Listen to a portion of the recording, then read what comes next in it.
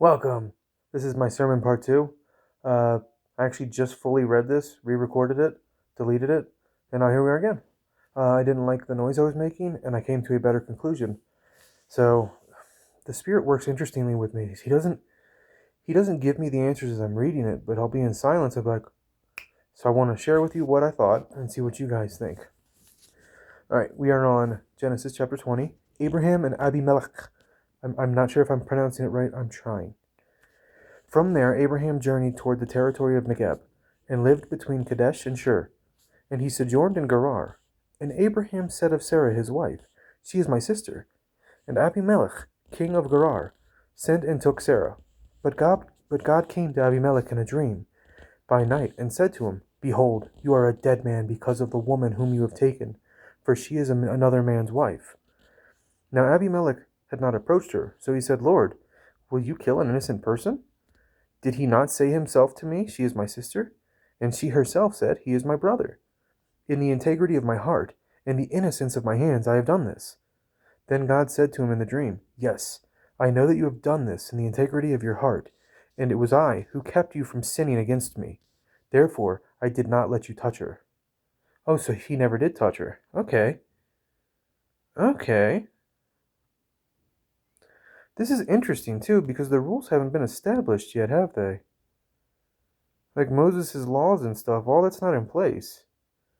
So, thought he wasn't very forgiving, guys. It seems to me like God's being quite reasonable here. He's understanding the situation, allowing mistakes, working with them. Yeah, okay. Wow, I already like how you showed this to me. I'm also doing this before I go to church, so I don't have his sermon in my head, and I compare them. Because I can learn from him. Yeah, it's more fun this way. Now then, return to the man's wife, for he is a prophet, so that he will pray for you, and you shall live. But if you do not return to her, know that you shall surely die, and you and all who are yours. So Abimelech rose early in the morning, and called all his servants, and told them these things. And the men were very much afraid. Then he called Abraham, and said to him, What have you done to us? And how have I sinned against you, that you have brought on me and my kingdom a great sin? You have done to me things that ought not to be done. And Abimelech said to Abraham, What did you see? What did you see that you did this thing? Abraham said, I did it because I thought, There is no fear of God at all in this place, and they will kill me because of my wife. Besides, she is indeed my sister, the daughter of my father, and not the daughter of my mother, and she became my wife. And when God caused me to wander from my father's house, I said to her, This is the kindness you must do to me at every place to which we come. Say of me, He is my brother. Then Abimelech took sheep, and oxen, and male servants and female servants, and gave them to Abraham, and returned to Sarah his wife, to him. And Abimelech said, Behold, my land is before you. Dwell where it pleases you.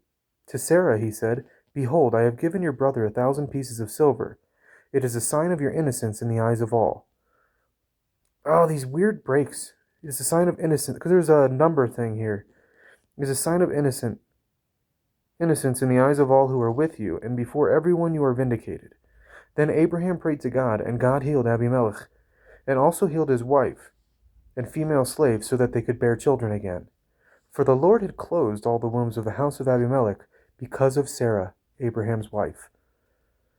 Dude, I've listened to so many people touch on this. This is so awesome. This is his forgiveness.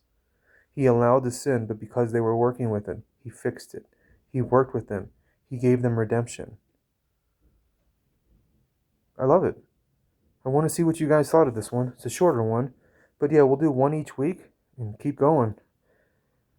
I never, ever saw this stuff before. I'm telling you, this guy makes me think of things I'll literally just be eating up like, oh! I just drop the food and have to go start a video. I love it. I don't know how to turn him on and off. Like, I think he just does what he wants to do when he feels like it. But I've never heard anybody talk about this way.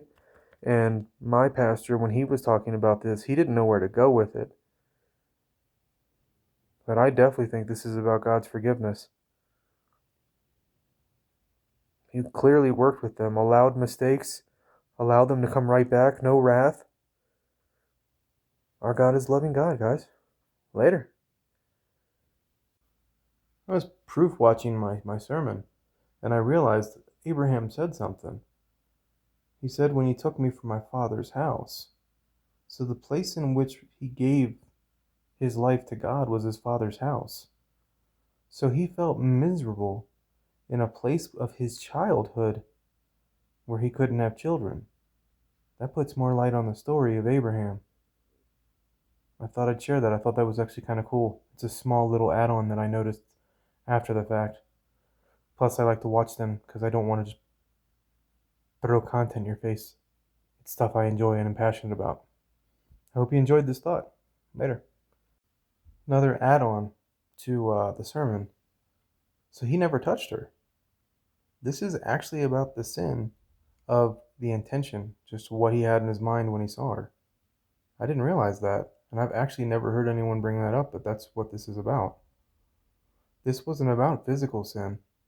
This was about mental, what he wanted to do. He never actually did touch her. Okay. I can admit I'm wrong. Cool. Hope you guys are enjoying this because I am. I hope you can sense that and feel that because I do love this. I'll see you soon.